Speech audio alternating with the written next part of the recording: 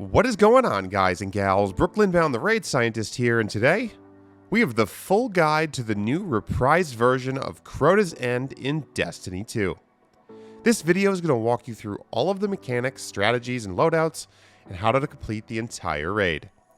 I pride myself on making thorough and easy to understand guides for both beginners and advanced players, so please consider subscribing if you find today's video helpful, and if you have any questions about anything, drop them in the comments as I try to answer as many as possible.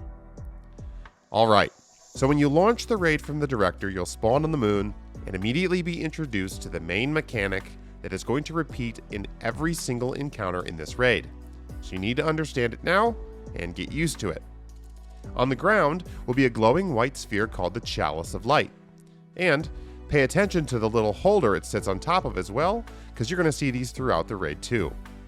The Chalice of Light is used to gain a buff called Enlightened, and is required to do most of the mechanics in this raid.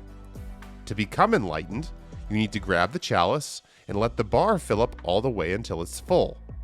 Once it's full, someone can take the Chalice from you, and if they do, the person who had it then becomes Enlightened. If they take the Chalice from you before you fill up the bar, you will not get Enlightened. Furthermore, once your bar on the Chalice is full, you have 9 seconds until you die. So communication on the transition between players will be key for the whole raid. Now, being Enlightened, as I said, is required to do most of the mechanics of the entire raid. For this opening area, you need to become Enlightened to activate the plate that builds the bridge to enter. So once the first player becomes Enlightened, you'll deposit that Enlightened buff into the plate so you can start building the bridge. And once you use your Enlightened buff to deposit into the plate, you will now have a debuff called Drained of Light, which prevents you from grabbing the Chalice for about 45 seconds.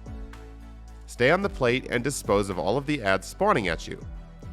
Note that at this opening you can also start the process of acquiring an additional red border chest at the end of the raid by looking out at some statues across the chasm, and finding and activating the similar statues throughout the raid.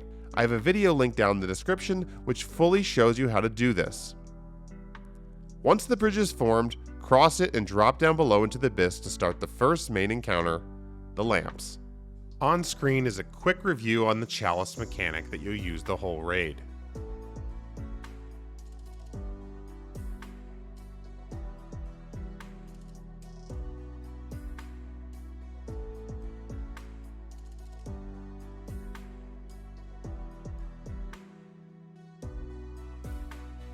Oh, the lamps.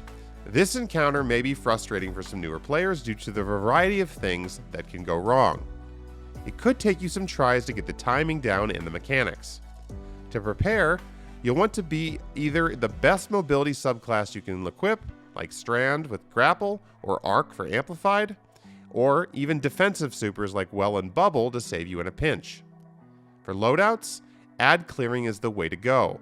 Things like wave frame grenade launchers, heavy machine guns, or primaries with things like Volt Shot, Firefly, Explosive Payload, etc. You'll need Unstoppable for the very end as well because there are some unstoppable ogres.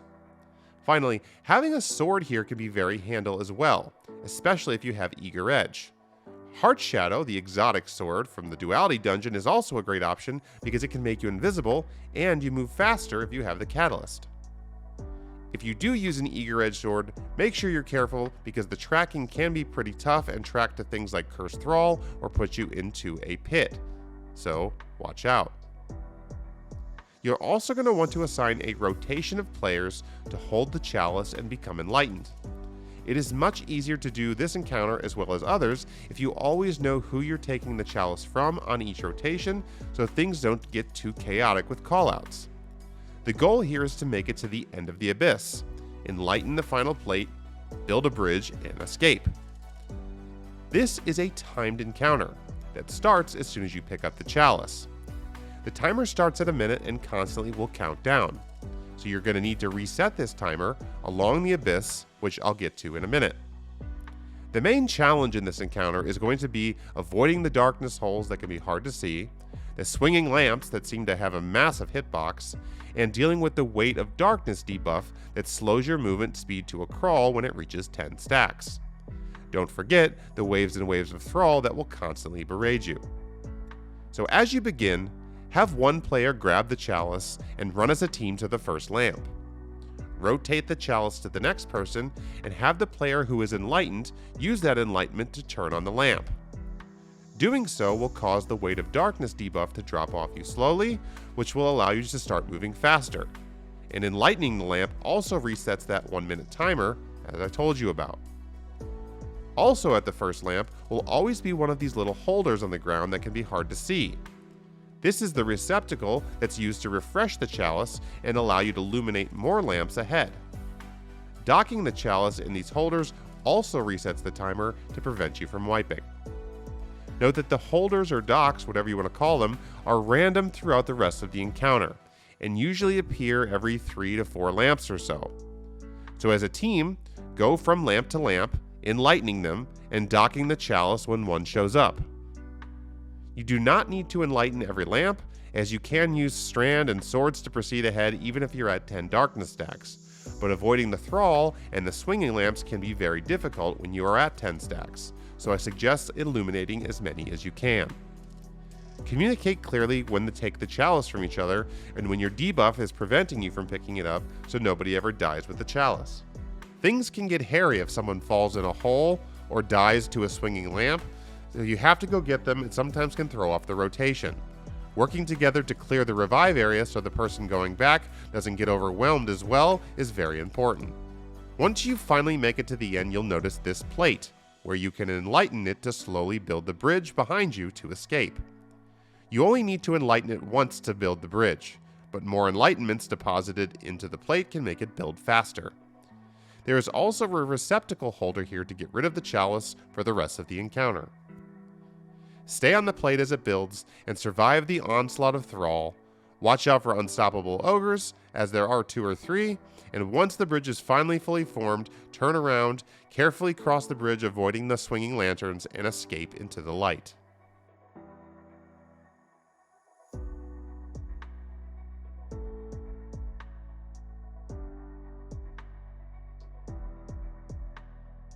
Moving on to the next encounter is the infamous bridge encounter. To prepare, you don't need anything special for loadouts. Ad clearing supers works fine, but you will need anti-barrier and a good special weapon to take down the sword bearers. This encounter is very mechanic heavy with no boss to DPS. The goal here is to get all 6 players from one side of the chasm where you spawn to the other, and take out a total of 10 gatekeeper knights, which are buffed up sword knights that are on the other side. You're going to build a bridge that allows players to cross one at a time. So, you're going to want to pre-assign 3 players to hold the starting side plates and totems, and 3 players that will cross the bridge first. Now, there are a ton of different orientations on how you can do this encounter, so I'm just going to go over the main mechanics. Start the encounter by claiming the chalice and stepping on the middle plate. Once you've stepped on the middle plate, it will activate the 2 totem plates on the sides, and they will start to glow red if no one's standing under them. If you have a player standing on each totem, it will prevent the team from wiping.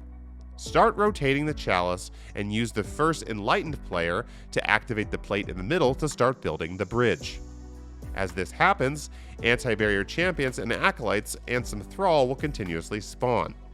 Eventually, a sword-bearing knight will spawn, and when it goes down it will leave a sword behind that can only be picked up by somebody with the enlightened buff.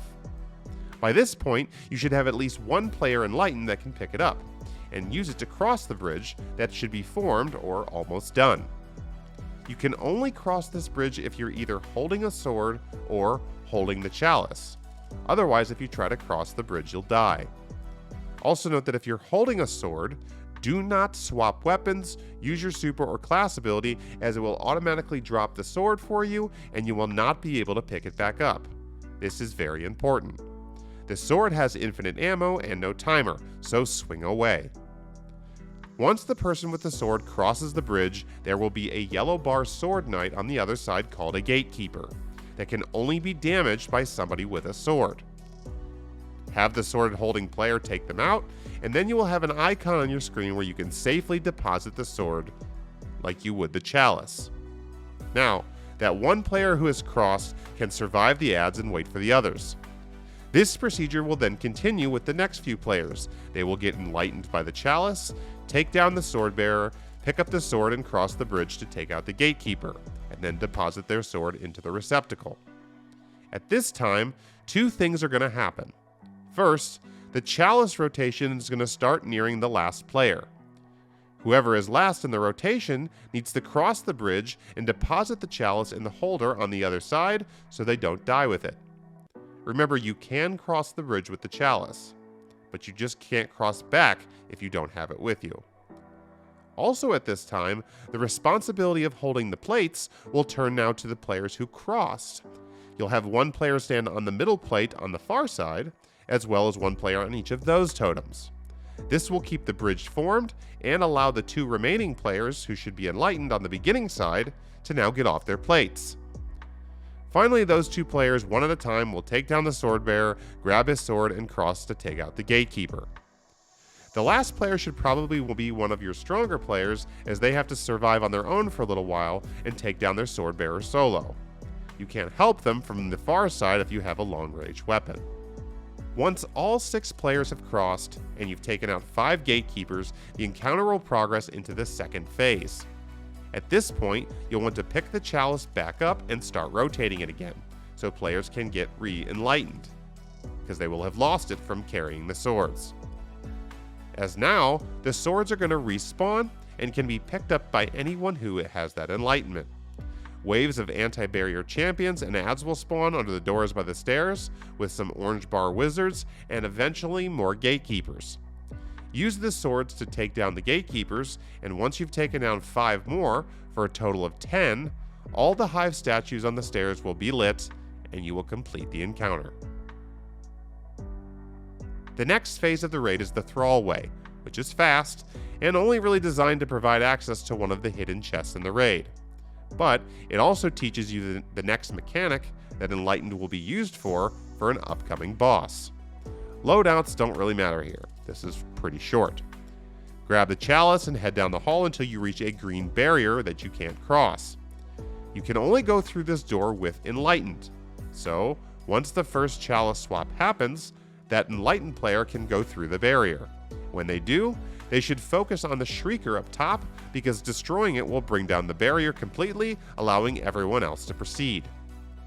Move up to the next wall and do the same thing. Swap the Chalice, have the Enlightened player go through, take out the Shrieker, and continue.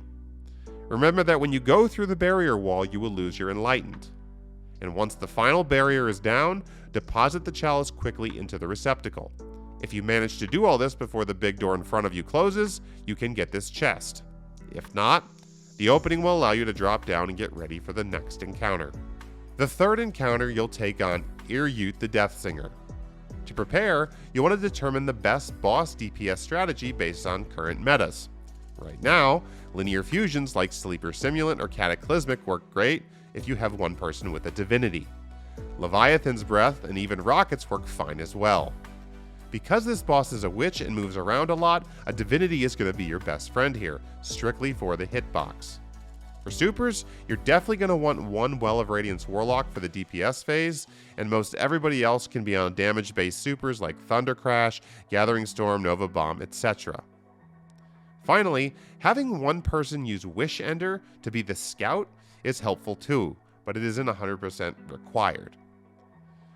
Also at the beginning, you're going to once again pre-assign the Chalice rotation for the whole team. Note that the first 3 to 4 players that get the Chalice and then get Enlightenment will have an additional responsibility of taking out a special wizard which will bring down the boss's shield. To start the encounter, run outside and start clearing out all the ads down below the boss. You have to clear out all of the ads to spawn the next sets. As you enter the arena, above you will be a room with a green shield blocking it from entering. We'll call this the Crystal Room. To access this Crystal Room, you need to take out the Shriekers that are on each side in the 2 adjacent hallways. So after you clear out all of the ads below the boss, have 3 players head on each side and clear out all of the ads in those hallways. Once you've destroyed enough of the knights, the Shrieker will open up and you can destroy them, which opens your access to the Crystal Room, where the Chalice of Light will await. At this point, have the first player in the rotation pick it up and start charging, while the player you designated as the scout, with Wishender possibly, starts running around the arena looking for 3 rooms with special witches in them. The Wishender helps as they can be hard to see through the barriers and allows you to see if the rooms have wizards in them. There are 7 total rooms, but only 3 will have the witches, and the other 4 will have shriekers. It's best to have this person scouting be like the 4th or 5th person in the Chalice rotation so they can check all of the rooms before having to come back and get the Chalice. Everyone else should stay pretty much in the Crystal Room, clearing all of the knights that will constantly spawn and rotating the Chalice. When the scout identifies the 3 rooms with the wizards, the first players who have become enlightened will be able to go to them and enter the room to kill their witches, as you need enlightened to enter those rooms. You can assign or number the rooms in any way you want. Here's simply how I number them. There are 2 on the far left tower and 2 in the far right tower, and then there are 3 up on the 3rd level above the Crystal Room. Now, it's very important that the 3 players going into the 3 rooms with the witches communicate and take them down at the exact same time. This is because they are required to start the damage phase of the boss encounter. Killing the first witch immediately starts the Dark Liturgy timer, but only killing all 3 of the witches will bring down the boss's immunity barrier. So if someone accidentally takes one of the witches out too early, your damage phase timer will start, but you won't actually be able to damage the boss. Around this time, the Chalice rotation should start beginning near the 5th or 6th player. Those players can do one of 2 things: keep rotating the Chalice during the damage phase, or drop down onto the ground where you first entered and store it in the receptacle for later. Once all 3 witches are down and the Dark Liturgy timer starts, it's time to DPS the boss. Drop a Well of Radiance right in the circular area outside the Crystal Room, or wherever you want for that matter, and start unloading. With a well-coordinated team and meta loadouts, she can be one-phased, but your goal is to at least get her health to the gate on her health bar at a minimum. Otherwise, she will wipe you. DPS is a long window. If you're coordinated with the witches and fast, you should easily be able to get past this mark. If any players that didn't get a witch are enlightened still from the Chalice, you can get near the boss and interact to expunge her. This does some extra damage, but it also gets rid of your enlightenment buff that you don't want to still have in case you have to do another phase. Because, remember, you can't pick up the Chalice if you're already enlightened. Once the timer is over and she isn't dead, you'll need to repeat the same mechanics again. Have the first player in the rotation drop down below, pick up the Chalice, and start the rotation again, with the scout checking for the new rooms with the witches. Note that subsequent phases, more witches will spawn, with a total of 3 witches on the first round, 4 witches on the second round, and 5 witches on the third round. So keep this in mind as you're later in the fight, that more players in the Chalice rotation will need to go to rooms to take out witches. Note that you need to be somewhat quick with the scouting and Chalice rotation, because if you take too long, the Deathsinger will automatically start her timer on her own and wipe you. It's plenty of time to do the mechanics, but you can't take forever. Once she falls, collect your loot and be ready for the final encounter. Crota. He's back from Destiny 1 with a vengeance. To prepare, define your DPS strategy and spec around that. Most commonly at launch, using swords and a Well of Radiance warlock to damage him up close is most popular. Having a hunter use tether for a debuff or tractor cannon for a debuff. Other teams have also used Legend of Acreus, slug shotguns, but it requires a little bit more aiming. So you pick what you want to do. You can also damage from further away if you want, but ammo economy can become an issue. Damaging from a distance is better if you're light on Well of Radiance warlocks. If you have 2 or 3, swords is probably a better play until the metas change. Make sure you're modding yourself with elemental surges on your boots, ammo reserves or lucent blades for swords on the chest to boost your damage. Remaining players can use damage-based supers. You'll want to once again pre-assign roles and a full Chalice rotation. The first 3 players to get enlightened from the Chalice will also be responsible for picking up the swords that will bring down Crota's shield. The 4th and or 5th player to be enlightened will be responsible for the Oversoul. The Oversoul players will want either a sniper or a fusion with some type of range to take it out. I'll cover both the sword and Oversoul mechanics in a minute. Finally, some teams also like to assign one player, typically a Titan with Banner of War or Strongholds, to kind of babysit Crota throughout the mechanics. If you do this strategy, assign this player to the final Chalice spot.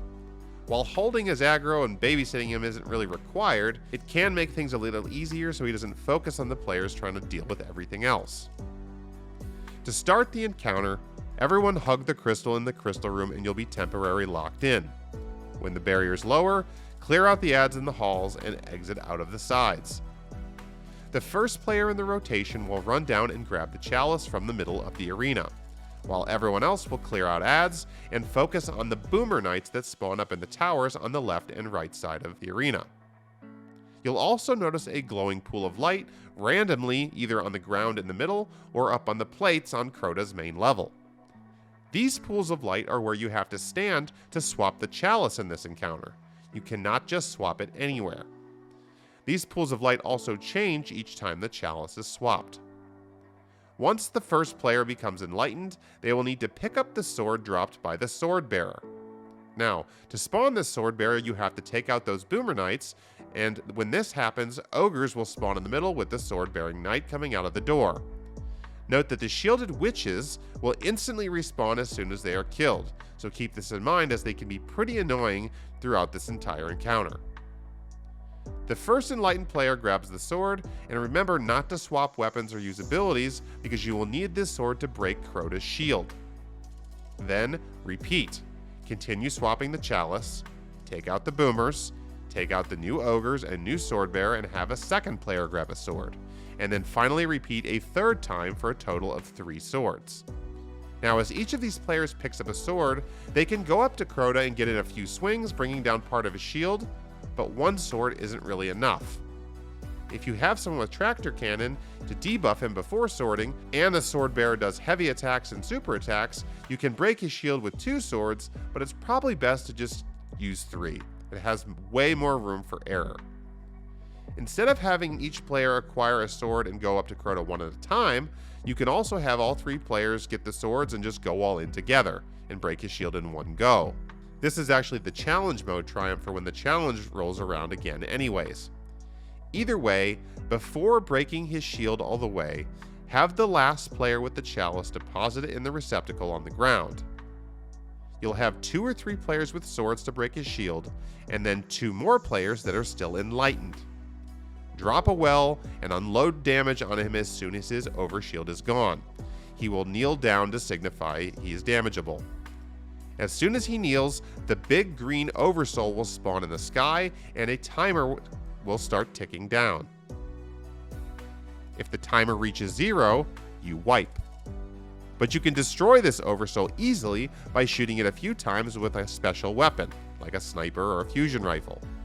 However, you can only shoot this oversoul if you're enlightened.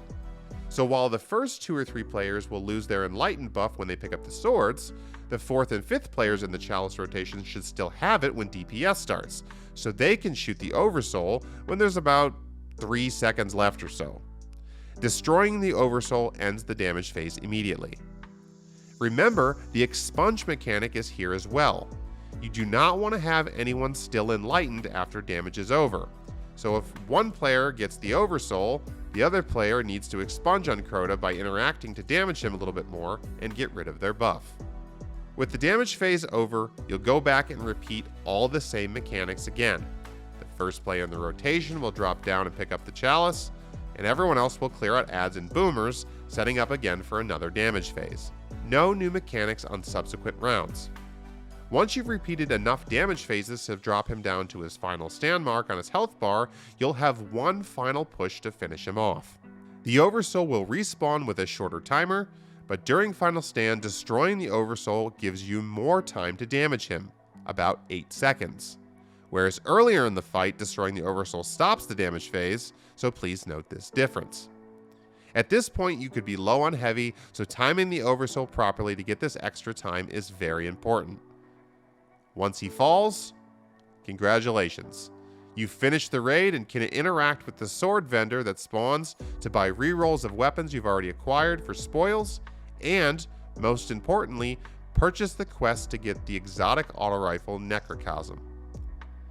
This will require you to do multiple things, including rerun the raid multiple times to collect Essence of Oversouls to finish it. And that's Crota's End 2.0.